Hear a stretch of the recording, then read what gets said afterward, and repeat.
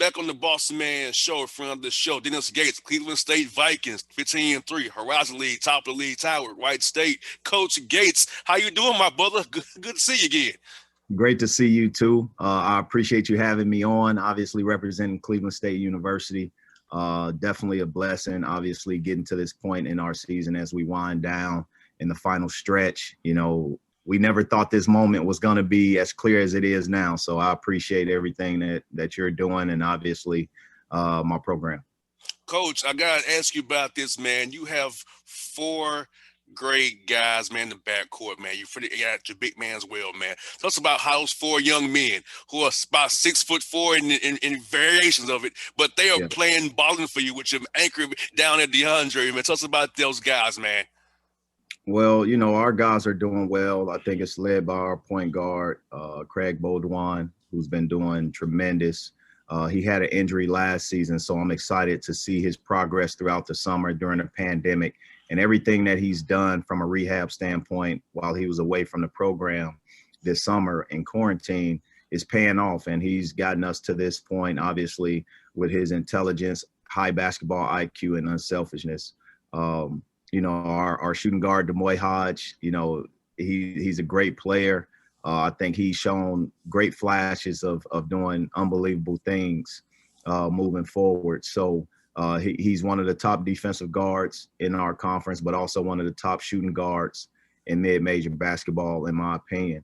You look at Trey Gomillion, kid by way of Gordon State Community College. You know, he's been our anchor, man. He's done a tremendous job. He started every game of his Division I career. And he just does so many things that galvanizes our team and keeps us linked in and linked with each other. So my hat's off to him. And then Torrey Patton. Torrey has been our most consistent guy. You know, I can't, you know, seem to put it in words, but he's most versatile that we have. He can play the 1 through the 4.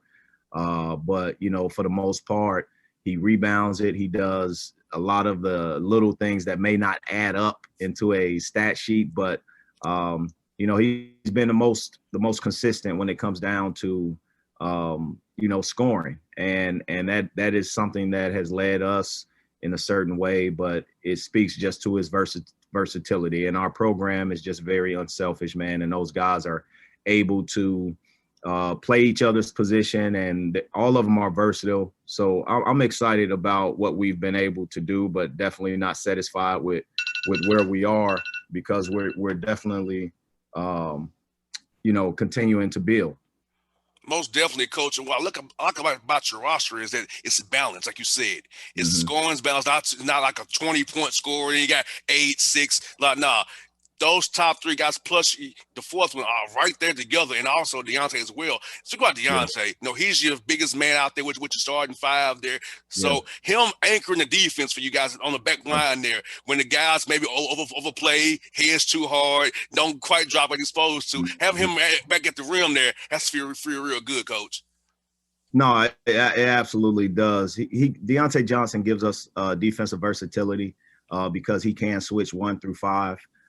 But also he's a great threat at the rim while he's shot blocking and altering shots, you know, if we do get out of position, gambling and other things. But he's been a great story when it comes to development.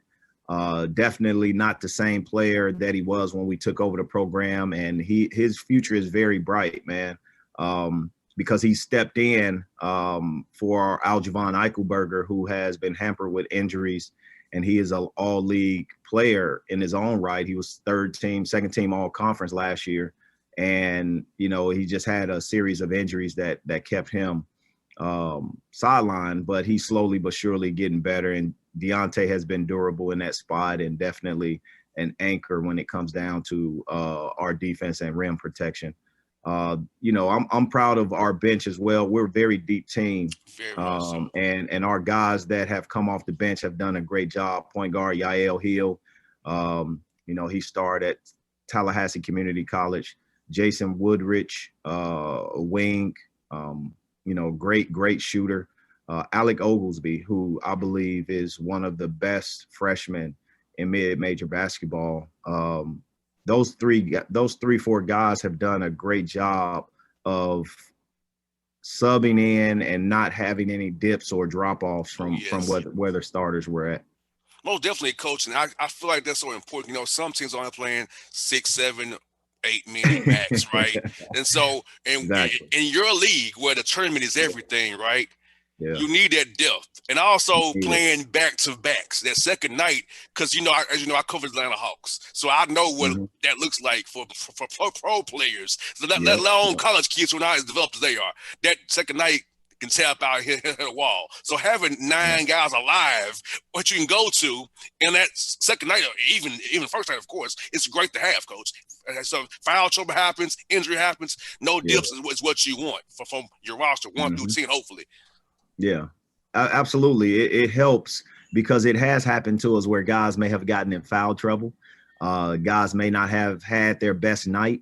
And the unselfish spirit of our team says that next man is up. And those guys have stood up. We can possibly go 11, 12 deep.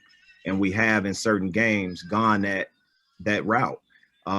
Chris Green, 6'8" forward, is also coming off the bench. Mabor Majak, a 7'2" freshman, has come off the bench. And obviously Demetrius Terry, one of our kids here from local Cleveland, has come off the bench. So that's an added addition to our strength. But our team wins by committee. Oh, I yes. think I adopted that philosophy under Leonard Hamilton at Florida State when I was an assistant there for the last 9-10 years. And it's something that has worked wonders in the ACC. And obviously you get to see it being put in action as he continues to lead Florida State University program. So those things I have adopted, and I'm proud to say that our team has adopted that same philosophy in spirit because they support each other better than any program that I've been around. Coach, we're talking December. You kind of did not know how to approach these back-to-back games. So as you're going through them now, how has it been approaching them back-to-back games for as rest and recovery throughout the week, practice scheduling, and also making sure guys can get the right recovery on night two as you get going on that Yeah. back-to-back that you got to play there? So I would say this: in the original schedule, you would have a Wednesday light practice because you would play on Thursday, and then Friday would be more of a walkthrough, and Saturday would be another game day, and then Sunday would be off. So this year, man, we've had to, allow ourselves to each week reset and figure out what's best for the team because, as you know, there's no such thing as pain-free athletics. These Oh, young yeah. men, they put their bodies out there on the line each and every day. And, sometimes they feel good, sometimes they don't. So we have to take their opinion and see where they are and assess it. So I've met with our trainer and strength and conditioning coach almost 4 or 5 times a week just to kind of get a report on where the guys are, and we've built it off of that. So each week changes compared to others because of the fact that you don't know what injuries can come up, you don't know what adjustments can come up. But the one thing that we have stayed consistent with is our film sessions and our individual workouts, and I think that has helped us continue to get better throughout the year. And yeah, it's getting better and you have because I feel like, coach, to be 15-3 in conference play, that speaks to getting better every day, using each day to get better and improve every day. Because as you said, when you both know, the peak time comes starting next week when the Horizon League tournament starts. That's So you right. want to be good for that. So with you all having a bye, it'll help you kind of heal up a little bit as well and know who you come playing against as well. I feel like, because you want to really peak next week and beyond, really not, you want to get better, of course, but you don't want Yeah, to use it all up right now that's in right. February 19th to 20th. No, without a doubt, you bring up a great point. I think it's very important to peak at the right time. I still believe our team hadn't played its best basketball, and our players would say that they don't feel that they all have clicked at the same exact time in the game this year. And that's what you want to hear because it means that something great may be coming down the line and your team has a carrying capacity for more. They have room to grow. So with that being said, being able, we know the most important part of the seasons as we get, you know, deep into conference play, but our guys have taken it one game at a time from the very beginning. And they've talked about minutes, playing minutes, and they look at how many minutes we have played this year, and the most important game is not the game, but the next minute we play. And that philosophy has helped us stay in the moment. It has helped us to not look too far ahead nor too far behind, and just be right here with each other, because we are still playing in chaos. It's the pandemic going on. Oh yes. And we're thankful to be able to have played these amount of games. So I want to thank my president and athletic director and the resocialization committee. They have been unreal during this process and making sure that we stay safe, away from hurt, harm, and danger, and obviously continuing, to not have any interruptions. Most definitely, because like you said, Coach, you never know. You wake up today, tomorrow, postponement of a game. You may be all good or think you're Mhm. good. You get the test back. Wow. So I feel like to get far as you have. I mean, I'll be honest with you, Coach Gates. I had no idea we'll get this far based on what I Really? saw earlier this year. To Yeah, see, no one knew. yeah, No one knew. I'm amazed and shocked that we're in mid-February. It's really gonna happen. I'm like, I'm keeping my Yeah. fingers. I know your school needs the money. I know other schools need the money for that tournament. So I'm just praying to God that you all get what you need, because I don't want nobody losing their jobs in these universities. These great people, this great staffs need to keep their jobs, not lose jobs in this middle of this pandemic. So I'm praying that we keep this train going and we give everybody Mhm. need, because men's basketball for us people. The basketball tournament Yeah. funds everything for college sports. Football is Mhm. its own thing. It's been the tournament does it. So if people don't get that, that tournament is Mhm. everything for all you guys universities. Well, I'll say this, with the big picture of college sports, you know, every industry on our planet has been impacted by COVID and this pandemic. So we're not excluded from that. But I am thankful for our universities being able to run effectively as best they can and weather the storm. Every profession right now, every industry is weathering the storm and trying to get to the other side of this pandemic, which has caused some to, close their businesses, and some heartache and pain, and obviously loss of loved ones. I mean, it has impacted a lot of people in different ways, but, my head's off to the resiliency of our country, the resiliency of our young people to be able to still get to this point in a season. And also, I think the forgotten population in college athletics is the referees. And those people who allow the game to actually take place. Without them, it wouldn't be possible. And they have had, certain obstacles they had to overcome as well in their personal lives and in their, maybe their um, primary job. Some referees may have lost their jobs, and their second job is a great income or getaway to highlight their life, because it is a little dark or shadowy. And I just think they have done a resilient job in getting to this point and allowing our young people to compete at the highest level. So each conference office is working diligently. Obviously, the NCAA office is working diligently to try to figure out contingency plans to have an effective postseason, and making sure we get to that one shiny moment, so to speak, where someone holds up a trophy and cut down nets. And Coach, let me ask you about this. You got Fort Wayne this weekend. Tell us about what you're seeing from on film. Is get ready to prepare for those guys on the road there. Well, it's a good program. No matter how you look at it, they've been able to continue throughout the years past. Coach Kaufman is a great coach, but you look at their track record in the Summit League. They're obviously new to the Horizon. This is their first year competing in the Horizon, but they've played a gauntlet of a schedule through the years, and this is their last home stand, and they're going to protect their home court. So we gotta obviously stay as focused as we can, stay in the moment, and continue to execute our game plan. But it's going to be a tough trip for us this weekend. But it's one where there's no easy games in this Horizon League, man, without a doubt. No doubt. I had on Mike Davis last week. He talked about how great job you're doing, and how he's proud of you, and like he spoke really glowingly of you. And I'm like, Awesome. I said, Coach, you trying to butter him up to beat him? He laughed, but he laughed about it. Well, Coach Davis recruited me when he was an assistant at Indiana. Yeah. Great guy. He was one of the first coaches to welcome me and say congratulations once we took over this program. But there's no doubt about it. We know it's well documented what he's done in his career and what he continues to do. I think he has over 8 or 9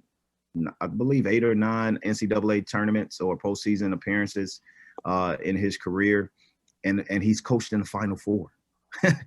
I mean, that's not easy to do now. Mm-hmm. It's not easy. Some coaches go a whole career without even getting to that moment, and he was able to get there early in his career. And what he's done in our profession, what he's done to mentor young Black coaches and young coaches, to say the least, has been remarkable. He continues to give to the game, and obviously his son is a great player in his own right.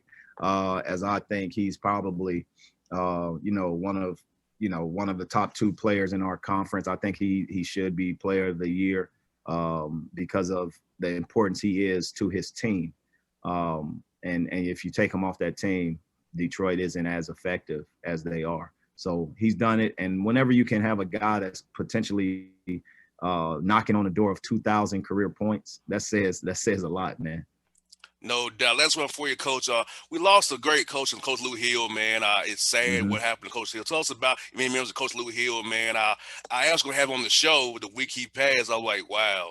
I was like, Yeah. wow, he passed away. I was going to ask Rich to have him on the show, and I'm like, wow. So that's 2 coaches, Anthony Stewart, who we had on, and Lou Hill, 2 guys in the profession Yeah. who were great men, are gone this year in our Yeah. season. So tell us about you, members of Coach Lou Hill and Well, career. I'll say this: my condolences to all the coaches that we lost out there.